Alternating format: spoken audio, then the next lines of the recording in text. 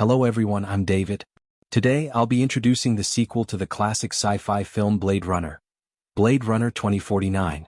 As the name suggests, the story of this film takes place in the year 2049, while the previous Blade Runner was set in 2019. So, what happened in the 30 years in between? The director didn't include this part of the story in the main film, but instead provided 3 short films. Due to time constraints, I'll give you a brief overview, and also take the opportunity to recap the plot of the previous movie. In the early 21st century, the Tyrell Corporation invented replicants, being stronger and smarter than humans but with only a 4-year lifespan, to explore outer space. But later the replicants rebelled and were deemed illegal on Earth. Humanity established the Blade Runner unit to hunt them down. In 2019, several rogue Nexus 6 replicants killed the powerful tycoon Tyrell. That same year, Blade Runner Deckard eliminated the rogue replicants and eloped with the female replicant Rachel. In 2020, the Tyrell Corporation launched the Nexus 8 replicants. These replicants had normal human lifespans, and the only distinguishing feature from humans was an identification number embedded in their right eye. However, not long after, a human supremacist movement emerged. People began spontaneously using databases to hunt down replicants, which triggered a revolt from the replicants. In 2022, several Nexus 8 replicants detonated a nuclear bomb, causing a citywide blackout that lasted for weeks. Darkness and hunger followed.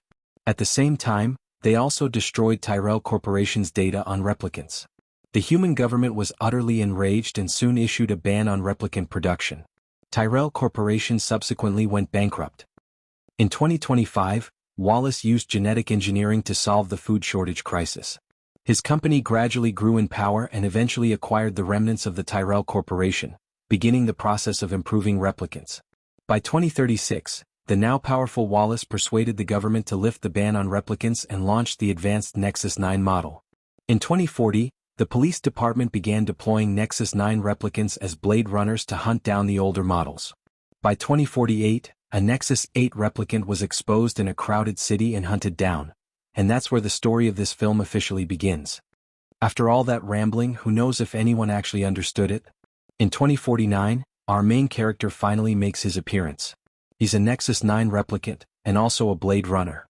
He has no friends, no family, and has faced discrimination his entire life. The only one he can confide in is a virtual girlfriend. Over time, as they spend more moments together, he actually falls in love with her. One day, under orders, the protagonist arrives at the home of the exposed Nexus 8 replicant. After a fierce fight, bang boom crash, he kills the target and extracts his eyeball. Just as he was about to return and report back, the protagonist Officer K noticed a small yellow flower under a withered tree. He sensed that something was off and immediately had his drone scan the area. Sure enough, it detected something unusual, what seemed to be a wooden box. The lieutenant told him to return for now, and that she would send someone to excavate it later. After returning, Officer K bought a projector for his virtual girlfriend. With it, she could now move freely just like him, go wherever she wanted. As the two strolled together in the rain, the lieutenant sent a message saying the box had been dug up. When Officer K arrived at the station, he learned that inside the box were the remains of a female replicant. The female replicant had died during childbirth. She had given birth to a child. The lieutenant was shocked upon learning this. If replicants could have children, then what difference would there be between them and humans?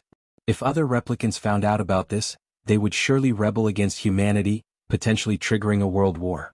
To maintain order, the lieutenant ordered Officer K to eliminate the replicant child at all costs. Through his investigation at the Wallace Corporation, Officer K discovered that the remains belonged to Rachel, the female replicant from the previous Blade Runner film. In other words, the child was born from Rachel and the former Blade Runner, Deckard. Soon, the powerful tycoon Wallace also learned of the incident. Unlike the lieutenant, his worldview was completely different. He didn't care about maintaining order at all. His only goal was to mass-produce replicants. If replicants could reproduce on their own, wouldn't that save a huge amount of raw materials? So he ordered his female assistant to find the child at all costs, hoping to discover a way for all replicants to be able to reproduce. Meanwhile, Officer K returned to the home of the deceased Nexus 8 replicant and unexpectedly discovered a string of numbers starting with a 6 carved into the tree. That string of numbers likely represented either the date of Rachel's death, or the birth of the child. Officer K was stunned on the spot, because, according to his memories, The underside of the wooden toy horse he had as a child also had that exact same string of numbers. It was too much of a coincidence. Could he really be the child? He didn't dare tell the lieutenant about it. If he did, he would almost certainly be hunted down. He then entered the number into the database and traced it to an orphanage where the child had once stayed. When he arrived, he was shocked to discover that it was the very same orphanage from his own memories. In the ruins, he even found the wooden horse with the number on it. With all these coincidences adding up, Officer K gradually began to believe he might actually be the child. There was only one way to confirm the truth, to verify whether his memories were real. To do this, he sought out a specialist, a memory maker. During the inspection, the female memory maker unexpectedly began to cry, a subtle but powerful indication that the memory was genuine. Now fully convinced that he was the child, Officer K roared in frustration, as if releasing all the discrimination and pain he had endured over the years. When he returned, he lied to the lieutenant, claiming that he had already eliminated the child. She was thrilled, praised him, and told him to go home and get some rest. Back at home, to cheer him up, his virtual girlfriend took the liberty of inviting over a long-haired woman. The next morning, the long-haired woman secretly planted a tracker in Officer K's clothing. Meanwhile, Officer K made up his mind to go on the run.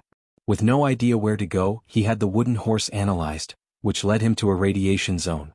But upon arrival, he discovered there was no radiation at all. In fact, there were even bees living there. While searching the area, Officer K encountered Deckard. The ever-cautious Deckard immediately attacked, only stopping once he was sure Officer K posed no threat. Though Officer K knew Deckard was his father, he didn't say it out loud. Instead, he asked why Deckard had never tried to find his child all these years. Deckard explained that he had been constantly hunted, and in order to protect his child, he chose to stay away. Sometimes, loving someone means learning to let go. Meanwhile, Wallace's female assistant learned of Officer K's defection and immediately went to the lieutenant. The lieutenant, still unaware, excitedly claimed that the child had already been eliminated. In a fit of rage, the female assistant killed the lieutenant and then used her computer to track down Officer K's location. A while later, the female assistant and her team arrived at the radiation zone. They fired a missile at Officer K's car, blowing it up and sending both him and Deckard flying. Deckard was captured on the spot, while Officer K was severely injured. A steel rod had pierced through his abdomen. Struggling to get up and fight back, he was kicked to the ground. The female assistant even crushed his virtual girlfriend under her foot, leaving him to wait for death. Officer K was in utter despair, but fortunately not long after, the long-haired woman and her team arrived, following the tracker, and managed to rescue him. The next day, an elderly one-eyed replicant approached Officer K and revealed that she was assembling a replicant army to rebel against humanity. She asked him to join their cause and promised that, when the time was right, they would expose the existence of the girl to the world. Officer K then realized that the child born from a replicant was a girl, and she was also the female memory maker. He was nothing more than a pawn in the elderly one-eyed replicant's plan. Sitting there, she felt a pain more excruciating than being stabbed multiple times. It was like being pulled from hell to heaven, only to be thrown back down into hell. After leaving with nothing left, Officer K decided to defect and join the replicant army to rebel against humanity. Meanwhile, Wallace brought Deckard to his side, demanding that Deckard reveal the whereabouts of his child. He even brought a fake Rachel, cloned from her remains, to use as leverage. However, Deckard coldly said, "Rachel's eyes are green." He turned away. The fake Rachel was then immediately killed. Wallace, furious, ordered that Deckard be sent to an off-world colony as punishment. On the way to the spaceship base, Deckard was escorted by the female assistant when Officer K launched an attack. 2 of the escort vehicles were destroyed on the spot, and the female assistant's flying car was forced to make an emergency landing by the shore. As soon as she opened the door, Officer K killed several guards, shot the female assistant, and was also shot in the abdomen. Furious, the female assistant punched and kicked him, but she was eventually sent flying herself. Despite being wounded, the female assistant didn't stop attacking. She pulled out a knife, ready to continue the fight. Officer K, distracted by looking at Deckard, let his guard down and was stabbed in the abdomen, collapsing to the ground. The female assistant immediately swam over to Deckard's side, gloating over the situation. However, Officer K was incredibly resilient. He managed to get up and grab her by the throat, pushing her underwater and drowning her. Afterward, he pulled Deckard to safety on the shore. The next day, Officer K brought Deckard to the memory maker's doorstep. As he took out the wooden horse, he also told Deckard to meet his daughter. Deeply moved, Deckard entered, but as soon as he did, Officer K collapsed in the snow. Before long, he closed his eyes and passed away. Though Officer K was a replicant, through helping Deckard, he had already completed his transformation into something more human.